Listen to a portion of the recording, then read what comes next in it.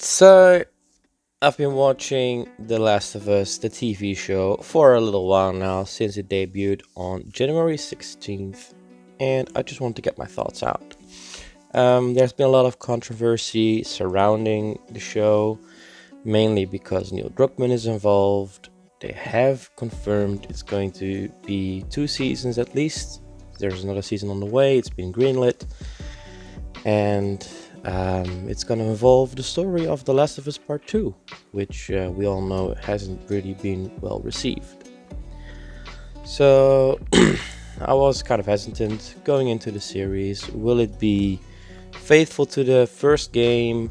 Would it be different? Would they change a lot of stuff? Is everybody gay now? Is everybody pink-haired activists? Are they talking about white privilege in every episode? But to my surprise, it hasn't been this way. It's actually pretty good. The first episode is the longest episode.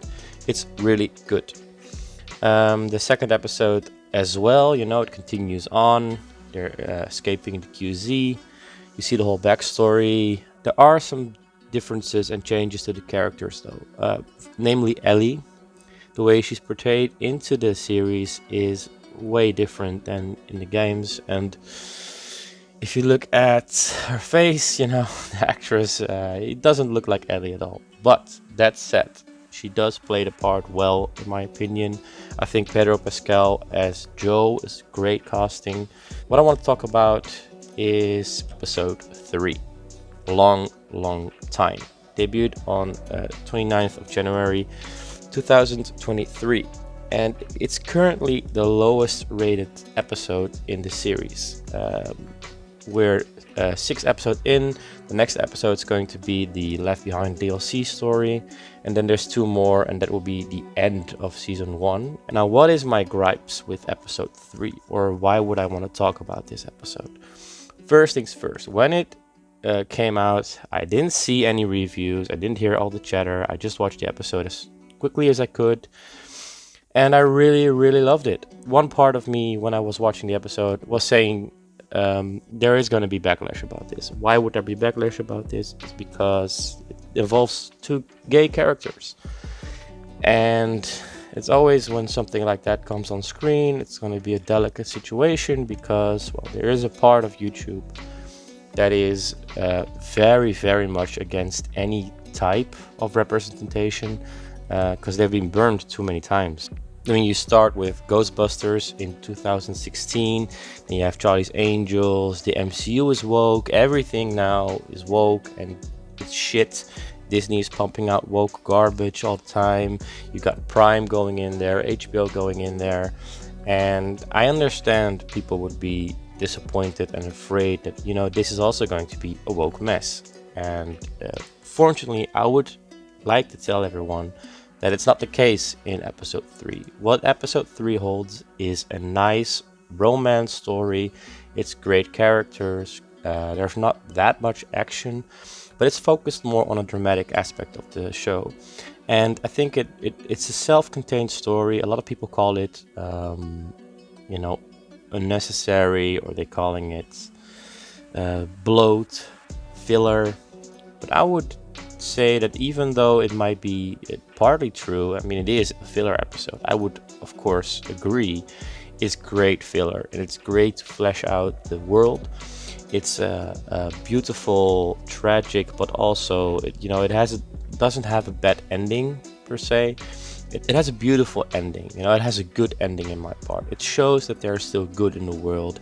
It shows that there are still people who care, that the world isn't all that bad, or it shouldn't have to be all that bad. There is something worth fighting for. And I think that's a great message to send. And that it's evolving around 2 gay characters is just not, well, it's not the focus, right? It's about 2 humans, who find a purpose in this world. And if you look at Bill, people calling this show woke, this guy is literally a doomsday prepper. He's got a whole arsenal of weapons. He booby-trapped the whole, he booby-trapped his house, he's got cameras everywhere. He's hiding in his basement. Nobody gets him, far away from the government's reach. So I wouldn't say wouldn't classify this person as a typical left-wing activist or anything. If you would put him in the society today, he would definitely be classified as a conservative, straight up. That's no dispute. So to classify the show as woke, I think most people that call this shit out, they haven't seen the episode. Matter of fact, they probably haven't seen the whole show. They go quick to the slurs, they go quick to the crying of woke. And the thing is, when you do that, you're gonna become the boy who cries woke. Because if you just call everything woke, there's a gay person over there, oh, it's woke, everything's woke, or there's some racial tension, and all of a sudden, oh, it's woke again, it's woke. If you do that, you're gonna defeat the actual purpose, and that is to identify the actual real woke things, the real messaging, the real cringy dialogues and characters and stories. You need to keep your eyes on the prize and not be so obsessed with calling everything woke and seeing woke where there is none, because you'll be the same person as the ones you criticize. You'll be the same person who sees racism in everything. You'll be the same person who sees sexism in everything. For me, it was also kind of a surprise, the whole episode, because the characters, and Bill is different in the game.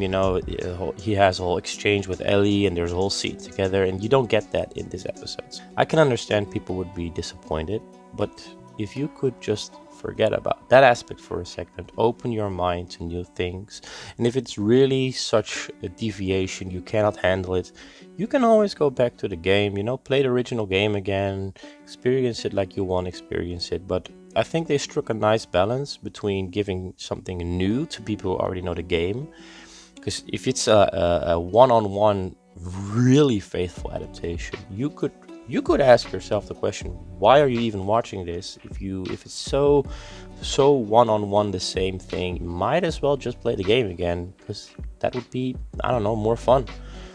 After the third episode, though, when you have that whole side story and you get back with Joel and Ellie, things really do pick up again with the action, but also with the characters. So it's not like this episode destroyed the whole series like some people might claim.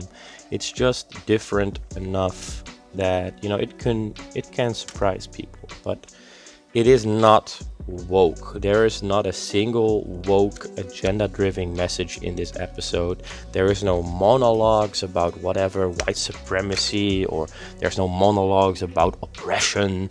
There's nothing anywhere close to that. It's just two people falling in love against some odds, and they make it together. Anyway, of course, there are some criticisms that I would agree with. Look, we're only 3 more episodes. The whole episode 7 is going to be the Left Behind DLC. We got 2 more episodes after that. There's a shitload of stories still needs to be told. I guess they will cut out a lot of that story. I'm not sure how they're going to fit everything together. We should wait and see. If this season ends the same way, the exact same way as the first game, then I would imagine this series to be a home run. At least for the first season, it's going to be a home run. It's going to be praised. It's going to be amazing.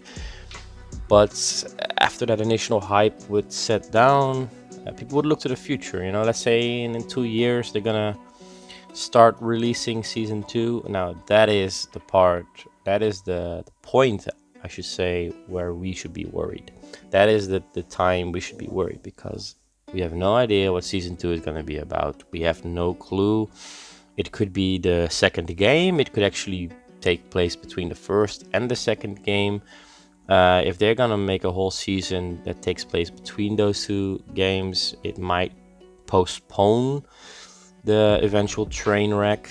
They could, and this is also a possibility. I think the chances of this happening is pretty big, that they would change the story for the second season or the third season, whatever. When they come to adapt the contents of the second game, I think they might change how that plays out. Because yes, Neil Druckmann is involved. Yes, he's also the writer or showrunner or whatever, but he's not doing it alone. He's collaborating with the showrunner from Chernobyl, and that series was amazing. It's a mini series, only a few episodes long, and that was great. I don't think if you reads the story from the second game, I don't think he would be like, oh, that's great. Let's just one-on-one take that story and film it and put it out there. I don't think he's gonna do that because that game is absolutely horrible. The story is horrible. And nobody will ever like that. I think if you're gonna put that out, maybe as a game, the story might have worked better, because there's gameplay, people are playing. But if you look purely to the story and you're sitting on your couch and you're watching that play out, I don't think anyone would like it. So I hope the people besides Neil Druckmann working on the show recognize that, and they won't do that. Because the second game is completely woke. Yes, that is woke, and you should call that out. And we should be wary of that, and I hope they don't go in that direction. But as far as I've seen, the first 6 episodes are great. It's a great show. The third episode is not woke. I've seen a lot of comments also on Twitter. People just don't want to watch the show. I mean, they watch the first 2 episodes and they hear, oh, there's a gay romance, whatever, turning it off. Or they turn it off after the first, I don't know, 15 minutes of watching the episode, and they see it's gonna revolve around gay, whatever, and they just switch it off and they never look at it again. And I would say to those people, that's a pity, because you're missing out on a nice, self-contained, beautiful story, well told, great music, great cinematography, great humor also, and you'll miss out on that. And yes, okay, you can skip it because you don't need to have seen it for the next episode. Well, you might wonder why Joel has a car now and some supplies, but yeah, okay, you can skip it, fine. But I would suggest you give it a chance. I think most people will enjoy it if you just keep an open mind. Again, anyway, that's all I have for today. I wish you guys a nice one, and I will see you guys later.